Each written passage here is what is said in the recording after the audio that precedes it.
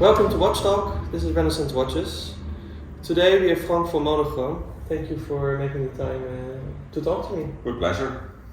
First question, of course, is what are you wearing today on the wrist? Today, Bulgari Octo Finissimo 10th anniversary, aka the sketch model. Very nice. Do you wear it often, or? Yeah, I do. It's super comfy, so I kind of like it. It's of course known for being very thin. Do you, like, in general, do you appreciate thin watches? Yes, I do. I'm not very much fan of big hockey pucks on the wrist, the really thick ones. With a few exceptions, of course. I kind of like an IWC big pilot for everything that it is, and it's a lot. But in general, I prefer watches to be relatively thin. Doesn't have to be razor thin like this, but I prefer comfort. Also for like more like dive kind of watches, or? Well, that's difficult with modern dive watches because most of them are pretty significant on the wrist. But for instance, if I compare most modern dive watches in my collection with, for instance, a Submariner, then I think that the Submariner has just the right thickness, heft on the wrist, size, and I really appreciate it for everything that it is. It's very comfortable despite its significant dive watch that goes to 300 meters underwater. And for instance, an Omega Seamaster is also very nice, but it's a bit more on the wrist, so it's slightly less comfortable in that respect, and others are even bigger. So, yeah. Yeah, I think it's interesting. Like for a lot of people, there's this conversation between comfort, but people also want wrist presence, I think. So for some people, they really want to feel it. Some people don't. That's with titanium, for example. You also see this discussion quite a lot. Yeah, I appreciate both. Let me put it that way. I mean, whether it's the Rolex Submariner, Sea Dweller, or an Omega Seamaster, or an IWC Aqua Timer, I genuinely like them. Sometimes I really feel like wearing one of those watches, but most of the time I prefer thin like this. That's nice. Yeah. It's also nice that we could talk today. Of course, you're known as for your website Monochrome, but also it's nice to get to know you more as a collector and someone who's passionate about watches. Could you tell me a little bit how you got started into like the passion of watches? That's long time ago. I was planning a backpacking trip to Vietnam long time ago, and we planned to go diving there as well. And at the time I had this funny little Esprit watch. I didn't know shit about watches, so it looked good, it was nice, kept the time. Of course there was a battery inside, and I started looking for a significant dive watch, something that I could wear on my wrist, that looked good, that had a bit of a punch, and that could withstand a few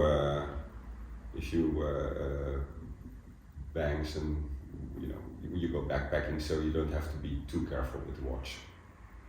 And then I found out that there were watches with mechanical movement and watches that were that got their energy from the movement of the wrist. I had no clue at the time. Although I grew up with an old manual wound watch. Which one? I've no clue. Something that I had as a kid, And then of course, all the digital watches arrived, and I never really paid any attention to the difference between mechanical versus quartz. Until that moment, I think I was in my late 20s something, and I started looking for that dive watch. And in the end, I bought a Citizen diver, 200 meter water resistant. Got it for $90 on Fleabay. It was good. It served perfectly. I still own the watch. I still wear the watch, by the way. It's a fun watch, and it's good in terms of quality. If you go backpacking again, it's a good watch to wear. Exactly. Yeah. But finding that mechanical watch and finding out about mechanical watches, that triggered something. All of a sudden I got completely intrigued. I got sucked into that world, started reading everything that I could find online. But in that period, online information was, at least quality information online was was pretty rare. There was a lot of shit, lots of discussions in forums. Most watch brands didn't even have a website, so there was nothing. So what time period are we talking about? I think around the year 2000, just before. Oh, yes. So late 1990s. And if brands had a website at all, then it started usually with a pop-up like, be aware of online, it will all everything is a scam, it's etc. And I was like, okay, I just want information, and I couldn't get information, so I went to boutiques to ask for information, and well, most people working in a boutique, with all due respect, didn't know shit about watches. So they were just reading more or less what was in the catalog, and that was pretty flimsy information, especially back in the day. So after reading a lot on different forums, and I visited them all, I became a member of all of them. I didn't post much, but I read mainly. And I read through all the opinion and a little bit factual information, and more opinion and a little bit factual information. And in the end I thought, okay, I can do this better. So I started writing my own stories, but the fascination grew there when I was looking for that watch and started digging in deeper. And did you previously do something with writing before this time? Not in that sense of writing. I was policy advisor of the Minister of Transport at the time. So yeah, I had to write pieces for Parliament, pieces for the Minister, etc. But that is quite different from what I did in terms of writing for watches. And how did your journey go from there? You started to get information. How did you get to the point where you're now? It was quite an interesting journey, to be honest. In the beginning, the PR people of the brands made me believe that I should thank them on my bare knees that I could even receive a press release, because I was online, there was no passion between watch brands and anything online. So I really had to be thankful that I would receive anything from them. Then the next thing was, I was asking them if I could take a picture of the watch. And it was like, no. What do you think? Pictures, this is a luxury item. You don't simply take a picture of it.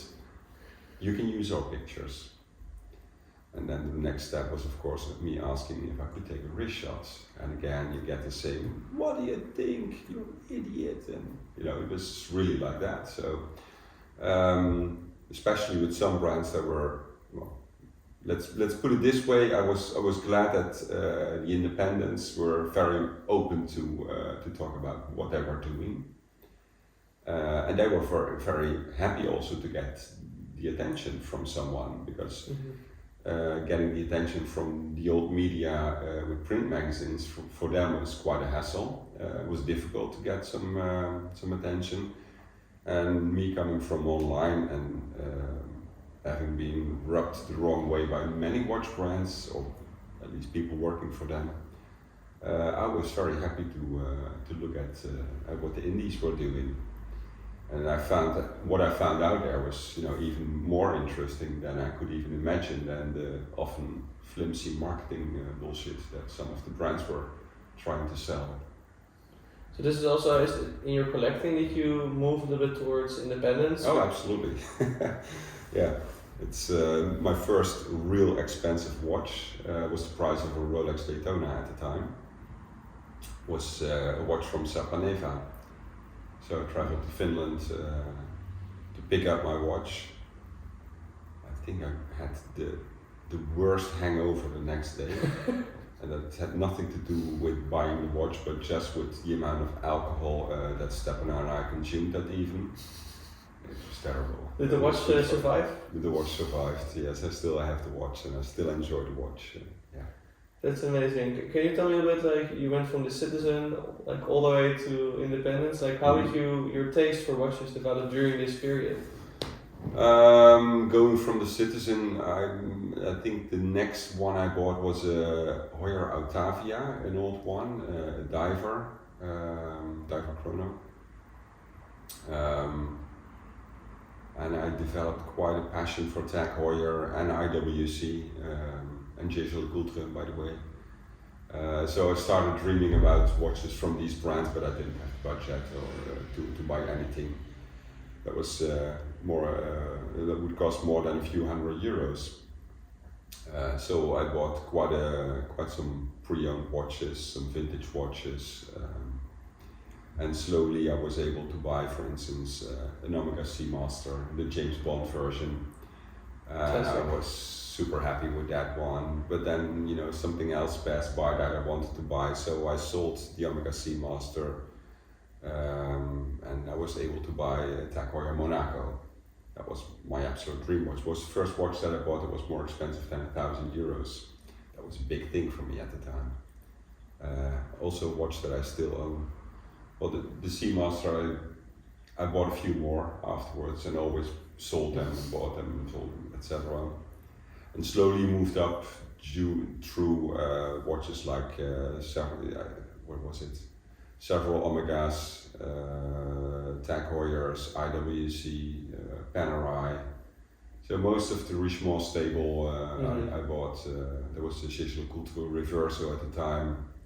Oh no, wait, I traded that in. I got a Reverso Grand Date. And that's one that I traded in on the Sarpaneva. Oh yes. So, it was a long ride through most of the major brands that we all know. That was more or less what I knew. And then I started finding out about the indies when I went to Basel World. And I was reading on the Purist forum where they discussed indies a lot. And that really resonated very well with me. So did you go immediately from the IWCs of this world to independence? Yes. That's something you don't hear very often, right? A lot of people, they go normally, maybe from there they go to, let's say, Rolex or Patek, and from there maybe they move to independence, and I've seen that. Yeah, I think at the time my connection with Rolex was not that strong, and to be honest, I think it was mostly due to many owners of Rolex who were like showing off. It was not my thing, and I preferred watches to fly under the radar. And don't get me wrong, I love Rolex for many reasons. I still think they make probably the best all-round watches you can buy anywhere. Plus they're super comfortable on the wrist. But at the time there was too many other watches that appealed more to me. Yeah. That makes sense. Do you also, like, the industry of course changed a lot in, let's say, the last 20 years. Mm-hmm. How do you look at the watch market and the enthusiasts, how perception changed through these decades? When I started, there was actually no one that I could talk to about my passion for watches. I mean, friends looked at me as if I was an idiot. Of course I'm an idiot, but don't want it to be rubbed in all the time. Colleagues had no fucking clue what I was talking about. So, God, this watch is crazy. So, it was, there was also one of the reasons to start Monochrome, to be in touch with like-minded collectors. And that is something that has changed massively due to the internet, that there's so much more awareness of mechanical wristwatches and beautiful brands and high-end watches and complications and everything that creates beautiful movements and beautiful watches is quite well known these days. And so I think the entire popularity of watches has grown spectacularly. Which makes it easier to share your passion with others, and that's something that I genuinely appreciate. Do you see it besides like Monochrome, that's if you take it out of consideration, do you see it more often that on the streets people would comment you on your watch, or that you have a conversation with people? That's something that up to a certain point I thought it was nice if that happens. Nowadays I sometimes think it's scary if it happens. especially with people robbing other people from their beautiful watches. So I prefer to wear watches that fly under the radar. This is one that doesn't catch too much attention. No, but if you have someone who knows it, they know that you're a watch enthusiast when you see this watch, because a person that would have money and would just buy a watch would buy a Rolex or something like this. Yeah, that's it also depends on why people comment on a watch. I mean, quite a few years ago, I was in an airplane. I sat down. There was a guy next to me with his girlfriend next to him again, and I was wearing my Royal Oak. It was my older Royal Oak from the 1970s, the 5402 ST. And this guy, his girlfriend, like this, and then he says to me, "Sir, is that a Royal Oak?" I said, yeah, it's a Royal Oak. Oh. So I started talking a little bit about the old Royal Oak versus the new Royal Oak, and the guy had zero interest. He was just interested in the fact that I had a Royal Oak on my wrist that was worth that much. And if that is the attention, honestly, I'm not interested. It's something that actually sort of pollutes the entire idea of enjoying collecting and enjoying the beauty of mechanics and the beauty of design and history, etc. So that was a factor that totally did not do it for me. But I know that's a factor that works for many people. Unfortunately, not for me. I think indeed, if you look from like enthusiast point of view, like I also seen changes. I think it's kind of sad. It's kind of that money has become such a big factor. Like people talk about much as an investment or this or that, and I think the essence of the watch gets lost in it quite a lot. Totally agree. Yeah. All of a sudden, I'm looking at some of my watches as an investment vehicle. Not that I initially thought of it like that, but because too many people or too many channels that I'm following online are talking about that factor, and it gets stuck in your mind. I hate it. How do we get out of it? How do we get back to the point where watches are just watches we can enjoy?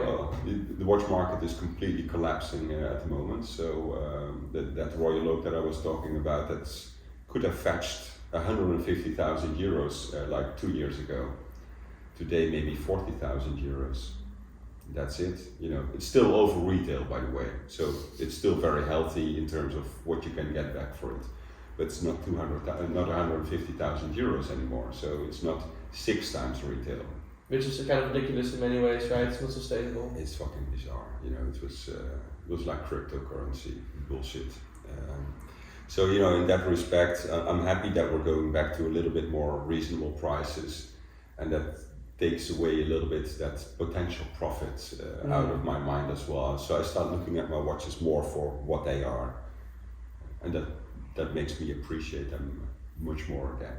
Do you think we're gonna stay more like? Do you think people that are now in the watch game, so to speak, that they are the enthusiasts? Do you think we're gonna keep like this enthusiast minded view? I do think so. Although over the last few years, I think there was also lots of people into the watch market for all the wrong reasons.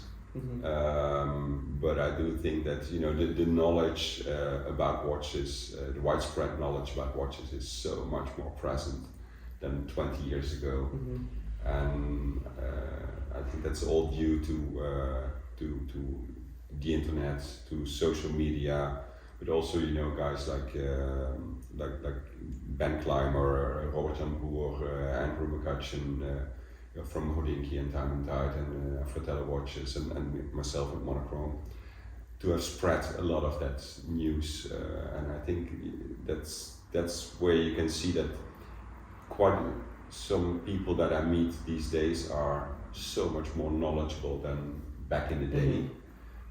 Which makes it very interesting actually, because you immediately at a point where you can, you're more with like-minded people instead of people who have lots of knowledge to gain before they're at the same level. I agree. I also experienced that, of course, with the start of Renaissance watches, that you can really talk to people. I think it's very nice that you can connect. Yeah.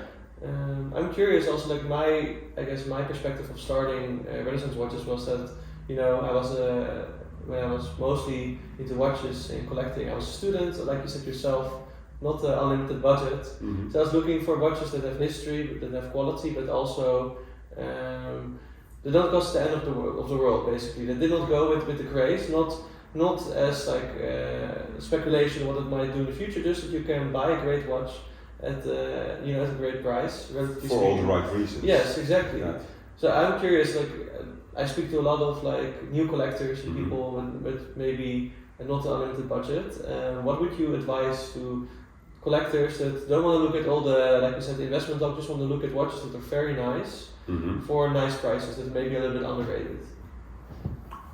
There's so much to find. I mean, but I think often the most interesting sources for pre-owned watches, especially in the lower price segment, is on local forums. Mm-hmm. Whatever sales forum. If I look at the forum here in the Netherlands with their sales forum, it's always interesting. You will always find watches often with a very enthusiastic description of what it is and why it's so special.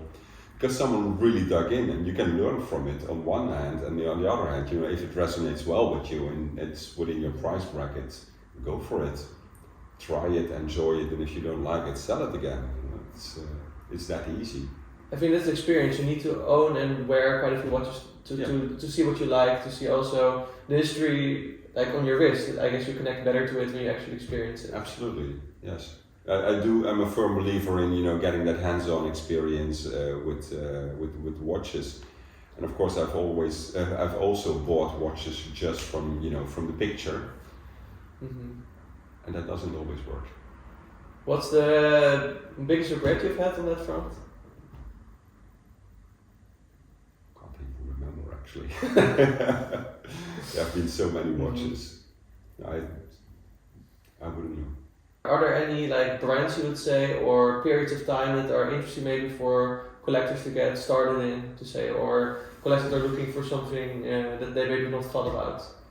I'm personally very much keen on the 1980s, 1990s.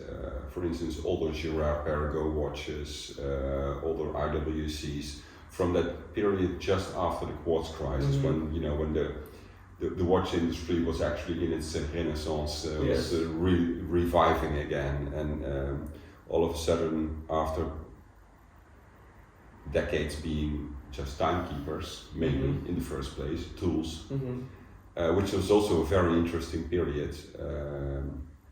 But the switch after the quartz crisis to become more a luxury item, because they had to find the quartz watch that was more affordable, was more precise, etc. So it was actually an interesting period to see that people were still spending money on mechanical watches. Mm-hmm. And the drive all of a sudden was different. Yes. It was passion, and that's something that I find a very interesting period. For instance, there was this Girard-Perregaux Richeville chronograph with a beautiful movement, the same movement as in the Speedmaster, and that's why I got it. I got it for almost nothing, relatively speaking. I think it was a third or a fourth of the price of the Speedmaster. Crazy if you think about it. Exactly, yeah, and there's many more of those watches that you can find, other old... Lampin from the 90s. I used to have like 1185 chronograph, vertical clutch, column wheel chronograph for maybe 2,000 euros. I bought it like maybe a year ago or so. I did regret selling it, but like these kind of watches I think are very very great. Yeah, exactly. I mean, you buy, also the thing is, with many vintage watches, I own a few, I hardly wear them, and that's, I like the looks, but on the wrist it feels too fragile, too flimsy, too, not solid enough.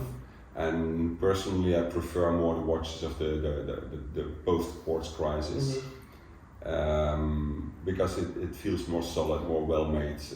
Do you also have the feeling with dress watches? Because personally, like I don't have a lot of experience with vintage divers. I like now wear like the Seamaster 120 on accident, but like most of all, I wear vintage dress watches, and there to me, compared to modern ones, I've not had that feeling, and I have had like, for example, one of my all-time favorite dress watches, more modern, is the Moser Endeavor, the early series.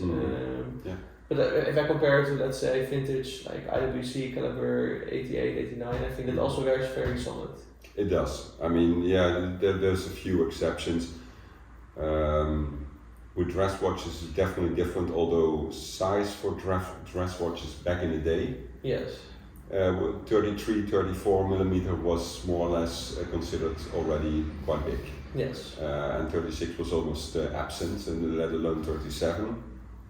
And there was a lot of dress watches, 32 millimeters yes. for men, considered as normal. I can't wear that. With all due respect, 36 is the minimum, absolute minimum for me. Don't you think it's also part of culture? Because if you look at like the famous people like Muhammad Ali or Kennedy, who wear these very small watches, like 32, 33 millimeter watches. So it's a fashion thing, I think. But personally, I prefer a watch that at least has some presence. Oh, yes. So one of the dressers that I brought is Lange&Sohne 1815, 36 millimeter. And that is to me like the minimum more or less that I wear in terms of size, or the Daniel Roth next to it is maybe even feels a little bit smaller. That's, I do get that. For me, I would say perfect size is 34 to 38. I think that's because I have very small wrists, so that makes it also easier, I guess, for like vintage watches. Yeah, I think so, yeah. Can you tell me something about the watches you brought and why you brought these watches? Well, let's start with the Daniel Roth. I've always loved that case shape because it was different, odd. You know, in the beginning I had to get used to it a little bit. Then I started reading up on Daniel Roth. Who was the man? How did his career go? And that really grabbed me. That was spectacular. Then I met someone who was a very good friend, unfortunately passed away last year, George Kramer. And he owned a white gold Daniel Roth, more or less the same that I had, but with a silver dial. And he lent me the watch for a week, you know, so I could wear it and get used to it. And I was sold, you know, it was just drop dead gorgeous. So the hunt was on, and after many years, I was finally able to buy that one, and had my favorite dial color, salmon. So I was super happy. What do you think about the current, like you could say, rise in Daniel Roth? Also, of course, the re-emergence of Daniel Roth as well. I think it's really nice to see that brand being revived. It was owned by Bulgari for many years, and every time I met the CEO of Bulgari, I said, "Restart it, do it again." And I was super happy that Jean Arnaud is reviving the brand, and especially that he's doing it with the two gentlemen who used to work together with Daniel Roth. So Michel Navas and Enrico Baldassini, if I'm correct. And both guys, you know, they're like old watchmakers. They have been there as young boys when Daniel Roth was already a little bit older. They used to work also with Gerald Genta. So they were doing the complicated watches back in the 1980s and the 1990s, in times when we didn't have that much help of computers or 5-axis CNC machines, and people really needed to be a proper good watchmaker. So that the brand like Daniel Roth is being revived together with those two who are now running La Fabrique du Temps from Louis Vuitton. To me, that's brilliant. I have full trust in that it's going to be evolving in a very pleasant way. Amazing. Yeah, I always think that the design of it has been iconic, and it's iconic but under, like, it's not being seen. But if you see it and you understand it and you look at it a little bit longer and into it, I think indeed it has a unique design, which is very difficult to make when there's so many things already tried out. Absolutely, it is. Personally, that's one of the things, for example, I also like in vintage fashionable, because they made, of course, like less production, like they have all small productions for like in the 40s and 50s. So you have a lot of like more daring designs back then. Yeah. And I think that is something we've seen kind of re-emerge. People are doing more their design a little bit, but it's still a little bit safe, I would say, for most big brands. Oh yeah, absolutely. But Vacheron and a few other brands back in the day had pretty funky designs. Yes. Yeah. So that's pretty cool. And can you tell me also about, of course, you already said about the Lange, like how did you get this watch? Well, that's more or less the complete opposite. It's not funky in any way in terms of design. It's very Germanic. Yeah. But it's so solid, so well made.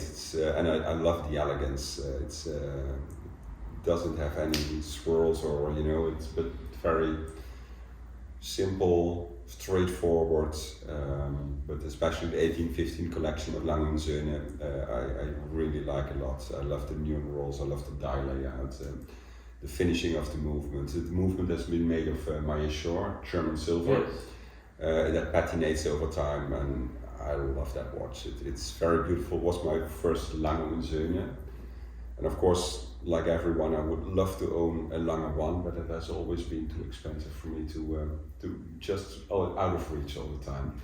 And then I bought this one. It was sort of love at first sight. Although nowadays I'm trimming down on gold watches, so it might be sold at a certain point. Why are you trimming down gold watches? Monochrome watches. Yeah. I prefer monochrome watches. I prefer. Like this is like the perfect monochrome watch, but I prefer actually metal cases or white gold or platinum, so white metals. The other attracts, to me at least, too much attention to the fact that it looks luxury. And, that's a fair point. I don't mind wearing, for instance, the one next to it is Laurent Ferrier, which price point is much higher than the Lange&Sohne, but it's in steel. So it doesn't attract too much wrong attention. But that's always like, if you look at the influence of Joe Genta, of course, on the steel as a luxury like metal, I think that nowadays steel can be a luxury metal. You see it with all the integrated sport watches that have been going crazy for now a few decades already. True, yeah. I mean, that's, I prefer that, and then, it's a nice watch, looks good, the dial is done incredibly beautiful. And the true pleasure is when you turn it around and look at the movement. Yes. And that is your private pleasure that no one else knows about except a few who are in the know. Exactly. Yeah. I always wanted the Lange one in rose gold with moon phase. Since I started, it was just the watch. I still have it in my pictures as favorites. It's my first picture always.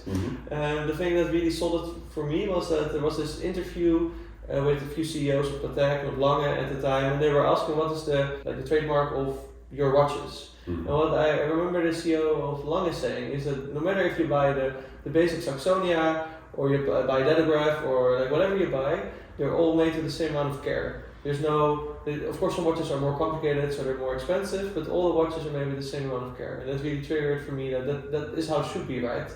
True. You don't want to buy, let's say, 10 or 15,000 euro colored Strava, and that just be the budget version. That experience you don't want to have as an enthusiast, I feel. That, I totally agree. Yeah. So now let's move a little bit to Monochrome, of course. You said you already started talking a little bit how you started writing, but why were you determined to start Monochrome besides the fact that there was not a lot of information?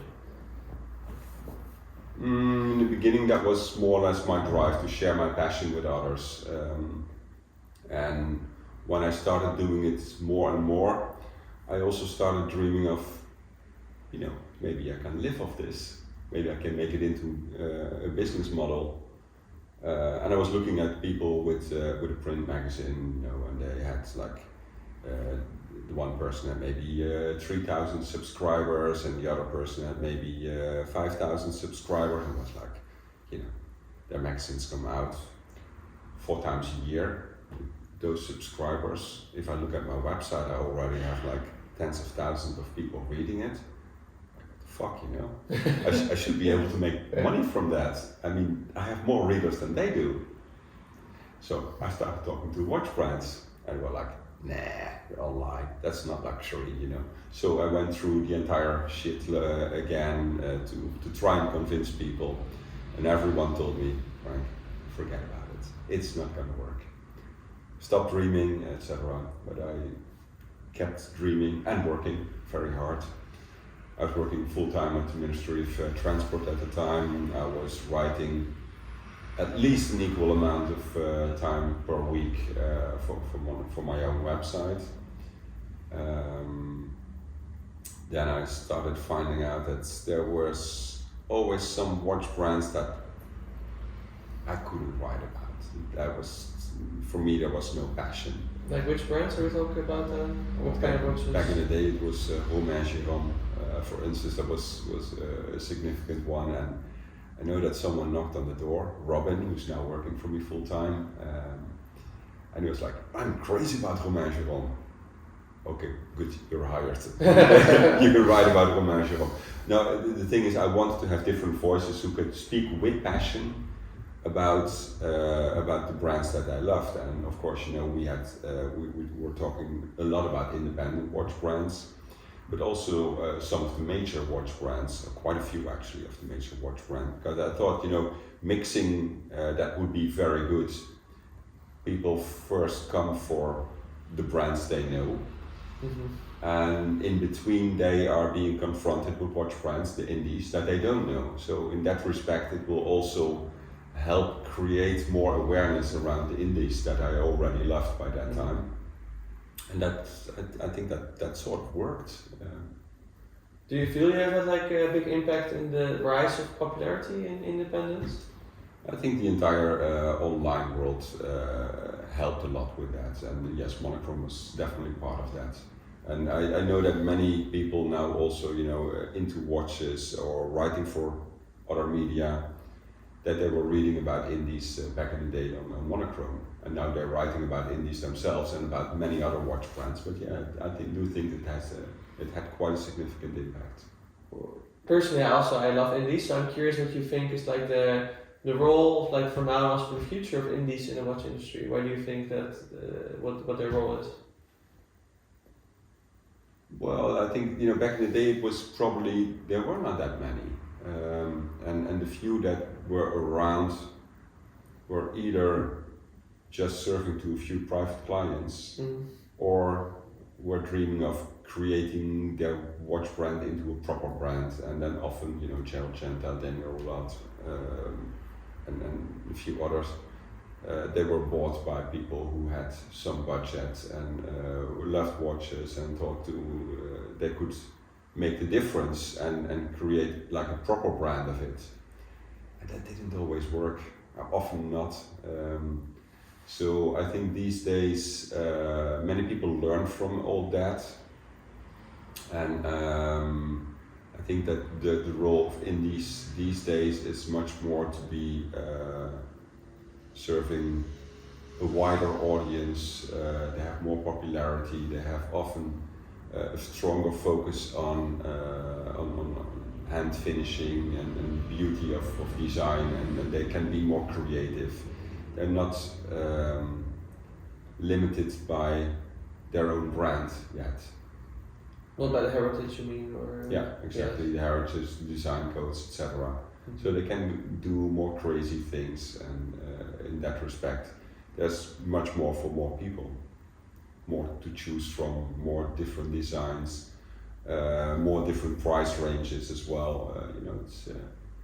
Yes, I think that also the last thing is important for, like, you know, for a wider audience. Otherwise, you're still gonna have like a very few that can collect these like more high-end independents. Yeah. But I do think, like, something I was reflecting on the whole thing with Swatch and Blancpain and with Omega. I don't want to talk too much about it because it's been overcovered. But I mean, one thing I was reflecting on was it does show like this young people that they might one day strive to obtain such a watch. You were talking yourself when you were like at the point where buying a watch for over €1,000 was very expensive, and now you brought a few watches that are for sure more than €1,000. I think it's good also maybe for independents maybe to not like Swatch it with all due respect to cheap plastic watch, but maybe in a way to find the connection also with young people, I think. And some are doing, at least giving it a try. I know that Stepan Sapaneva, he created the SUF brand to have something more affordable. MBNF natuurlijk did it also. MBNF now, of course, with the matte editions. Yes. That's brilliant, by the way. I actually like them. I think they look very cool. They do, definitely. But I think it's also difficult for them to, for many indies to come with something that's priced quite low. Although in the lower segment you have some indies as well. Simply more focus on the design of case and dial and not so much on movement, which is impossible to do below a certain price point. Of course. But what's your definition then of independent? Because of course you have also companies that say like Nomos, which is do you consider Nomos also independent in that sense? I do. And I even think that Rolex and Patek are independent. Yes, okay, because that's interesting, because also one of the things normally people say that to be independent you have to have not that many watches made, right? This is, I'm not saying that it's right or wrong, just this is some feeling I get from collectors. It's more the fact, for me at least, independent, we're often talking about the one-man shows, but it can also be a Patek Philippe or a Rolex. I mean, no one tells them what to do. They're not bound by shareholders or with a big group that is controlling in which price bracket your next watch should be positioned. No, they do what they want to do. If Thierry Stern thinks he's going to do a women's version of the Aquanaut, he's doing that. And he can do with the brand what he wants, and that's the good thing that makes him independent from any external influences. And of course he wants to keep the company afloat and to keep it financially healthy, etc. But in fact he is independent, and although Rolex is not privately owned but owned not by a company that has shares, etc. It's a foundation. Thank you so much. It gives them also a lot of independence in how they move, what they do, and the same goes for all the small indies. It's they are deciding what they do, and not anyone else. And I think that is some liberty that's pretty strong and pretty healthy. Yeah, I agree. I think there's a good balance that you need between, like you could say, the holding watches from like Richemont or Swatch or whatever, and independent depending on what you want, right? Sometimes if you just get into watches, also I don't think you want to start out if you don't have a big understanding with one of these watches. I mean, I wouldn't say that one is better than the other. I mean, all those big brands that are within groups also create beautiful watches, but there's so much more influence on what that new watch will look like, and in which price bracket it will be positioned, and to which clientele it should appeal. So it's much more a marketing product than anything else, and that's sometimes where things go wrong. Yes, so you could say maybe long term that, do you think that also independence will like influence like the big brands? Like if there's more, you could say, good products coming out from independence, do you think that also the big brands will maybe change their course a little bit to make it less restrictive in a sense? I don't know.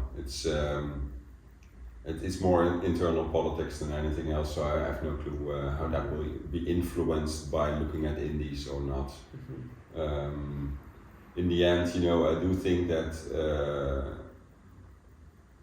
and that's more due to the mood online, is that there's quite a big no bullshit mood.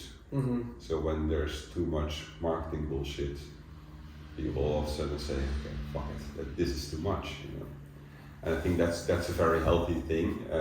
That's something you will definitely see won't see with small independents. They're not so much into marketing nonsense. And I'm not saying that marketing is wrong, by the way, but sometimes it's just too much. Mm-hmm. And when it's too much, you see that people start calling it out. And I think that's something that is more related to the fact that the mood in the online world is more direct, more open, more honest than when that was not around. I agree. I think in general, also the online space becomes so much more dominant. I'm also curious how you look at it. What like the online space has changed the watch industry, like you said, a lot. Mm-hmm. How do you like see the balance between marketing as like an online platform yourself? How do you look at marketing?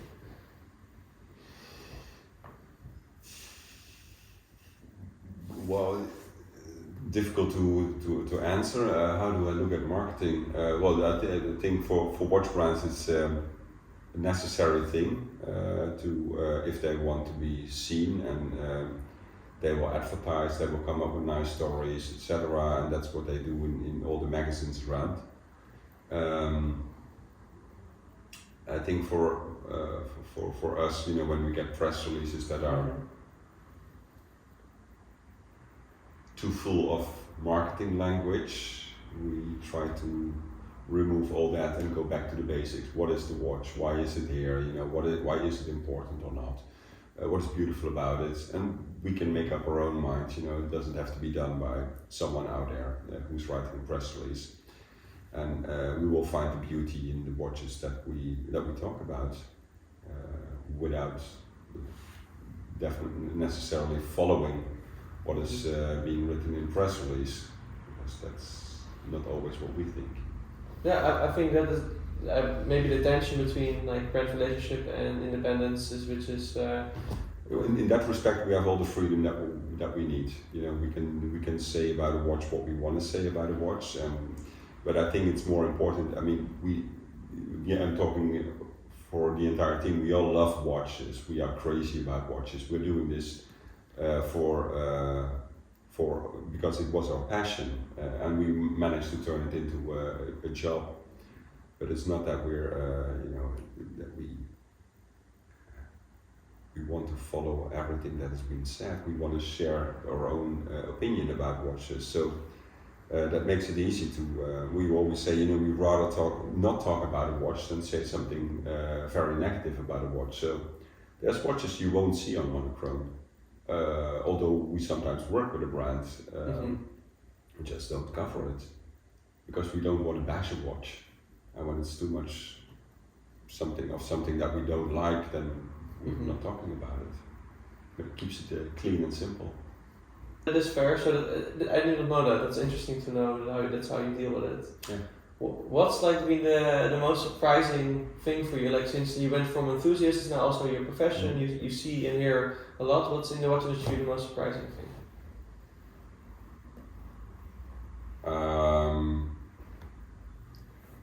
That's a difficult one. I mean, there's so many things that surprised me over the years, and it's people working with a passion and enthusiasm at brands, but also people who have zero knowledge of watches and still working in the watch industry because they're a good whatever, but really no passion for watches. That is one thing that surprised me. One of the things that also really surprised me is how much sort of secret collaborations there are behind the scenes, working together, buying movements from one another, and not showcasing that. Nowadays, that's pretty much out in the open, thanks to the internet. But there's been so many surprises. Let's keep it on these. Do you have any like advice for let's say young, like passionate watch enthusiasts that maybe also wants to in some way make it into their job? Like because you said it, I think it's also amazing that to make your passion into your job. That's also what I'm of course trying to do. But what advice would you have? Work hard and keep the focus. I mean, don't micromanage. Keep that dot on the horizon that you know where you're going, and keep that in focus all the time. And work extremely hard. I mean, I used to work 80-90 hours a week just to reach it. And when I finally was able to quit my job because I was already earning money through Monochrome. I think I kept working 80 hours a week, and it's. I think working extremely hard is part of the deal. But if you love what you do, it doesn't feel like working. Exactly, you're just living in a sense. I'm enjoying myself. Yes. Yeah. Thank you so much for sharing this conversation, and it's nice to get some insight. So thank you so much. With pleasure. It's very. I can see that you are that you're passionate about what you do. And that's, I think, what's most important. Yeah, I enjoy what I do very much. So. Yeah. Thank you so much. Thanks. And to the viewers, see you next time in the next Watch Talk.